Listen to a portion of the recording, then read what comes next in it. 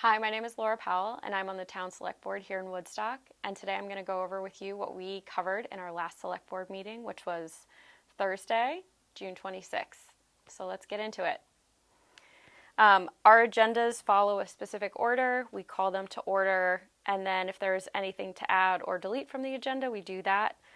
We also accept citizens' comments, and that's at the top of the agenda. That's an opportunity for anybody from the public to come make public comment in front of our boards. Because we don't know what people will say or the contents of their comment, the boards don't respond or take material action because it would be unfair if we hadn't warned it. But it's a great time for folks to come discuss anything that's not posted in the following agenda. So if you want to come talk about leash laws, for example, and that's not on the agenda, public comment or citizens' comment would be a great time for you to come do that. If a lot of people talk, or there are a lot of people who have comment, the chair might ask to limit how long you speak for, and they'll also ask you to give your name when you address the board, and that's for record keeping and minutes. After that, we have a manager's report, and that is when our town manager, Eric Duffy, gives a rundown on what's been going on in town, gives certain updates about projects or other things that the public might want to know about. For those that don't know, we have a town manager. They're the executive officer of the town. So our town employees report to him, and he in turn reports to both the select board and the village board of trustees. After that, we had a few interviews for appointed positions. We have several appointed positions and appointed committees across our town. Usually these are appointed on a yearly basis, or people might even run for them at town meeting. For example, right now there's a vacancy on the school board, which is an elected position. So the select board's role is to interview candidates for this role and pass along names to the school board to consider for nomination.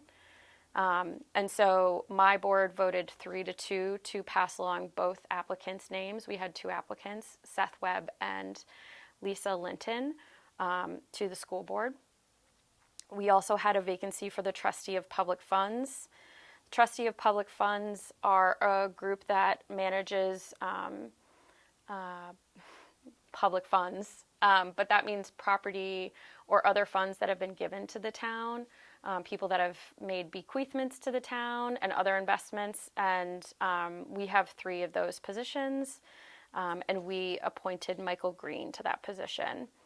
So right now I believe our trustees of the public funds are Michael Green, Tom Debevoise, and Lauren Thompson. We also appointed a member to the EC Fiber board. EC Fiber is a community utility district, or a CUD as they're known, which is how some utility districts operate in Vermont. EC Fiber, I believe, is an 18-town association, and so each town nominates an appointment as well as an alternative, and we had a vacancy as long-time serving member Dave Brown stepped down. He's also, I believe, one of the founding members of EC Fiber, and we nominated John Powell, or appointed John Powell, I should say, not nominated. All right, moving on. We split the agenda between votes and discussions, so people know when we're taking formal votes versus when we are just discussing something broadly. And usually our select board likes to put something on the agenda to discuss for 1 or 2 meetings before they vote on it, if it's something where they want to have a lot of public input. Sometimes, like for votes for certain licenses or permits, we don't do that. We just have them on the meeting. So, for example, we had some liquor licenses to approve, a cannabis license, a permit for the Woodstock Area Mountain Bike Association parade known as the Triple Crown Throwdown, which is happening in August. And I hope you guys are very excited because that's like a really fun event. We also had 2 requests for sewer abatement. So for those that don't know, last year our board passed guidelines for sewer abatement, a set of criteria that are modeled after property tax relief abatement, or property tax abatement, I should say. And so if you apply for us to abate your taxes, because we are also the sewer authority, you will get a list of criteria to see if you fit in one of the criteria. And basically they're as follows. If the person who owns the property has died insolvent, if they are unable to pay the fees, charges, interest, penalty, or collection fees, if it was a result of a manifest error of the town, meaning the town had made the mistake, or if, and this is in the case when people don't have meters, there's a change in the number of people living in a home. So right now, if you don't have a meter, you're billed based on how many people live on your home, a single person, 2 people, or a family. And if that changes, you have to come in front of the board to make that request and change. And also, you have to make that change coming forward every 3 years. Otherwise, it will automatically revert back.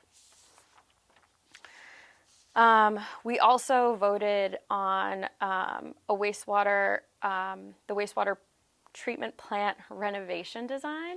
So for those of you who have been keeping up to date, our main wastewater treatment plant here in Maxim Meadow Way is going to have some upgrades and renovations. And within that renovation, we are considering changing the filtration system. And so at our last meeting, we voted to have the engineering company include what's called anaerobic granular sludge technology into the design. It's one of 3 technologies that they recommended we investigate as a part of the design. There's many other components that go into the renovation, additions, and also removals of certain building footprints, depending on how they meet and will meet the needs of our system and the demand on our system. This specific meeting, we talked about adding dewatering technology to that design. And what that means is when the sludge has gone through the final stages of filtration, right now we dewater it, and then we haul it away. And Hoyle Tanner came before us to also talk about different dewatering technologies that would add costs to the project, but also be paid off and I'd say recoup their cost and investment within 10 years. And so my board, the select board, voted to add the dewatering technology to the design phase. So what we're doing is asking for them to include that in the design. We're not saying we're going to include that in the final plant. We're just saying, like, while we're going through the planning stages, we would like to see what it would look like. And then later, if we choose to, we can keep including it or we can remove it. We also voted to appoint one of our select board members to the Chamber of Commerce. I believe in the bylaws they have an ex officio appointment, which basically is a non-voting member.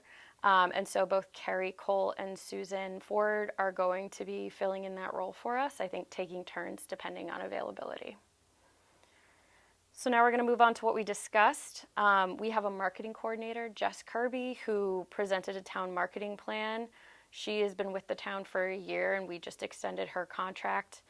And so she put together for us to discuss kind of a set of goals, as well as initiatives she thinks will be worthwhile. We also discussed current EDC incentives. You might remember the EDC has had some incentives that are advertised on the website, including a storefront incentive, which helps fill vacant storefronts. In my research, we've only had one application for that since 2018, according to the EDC's records that they keep. And that was last month for Echo Market. So my board is mostly revisiting, do we think this is worth it? Do we want to put it on pause? Do we want to wait for the new economic development director to revisit whether or not this is worthwhile, or another incentive or structure of incentive might be more effective at filling the vacant spaces we have?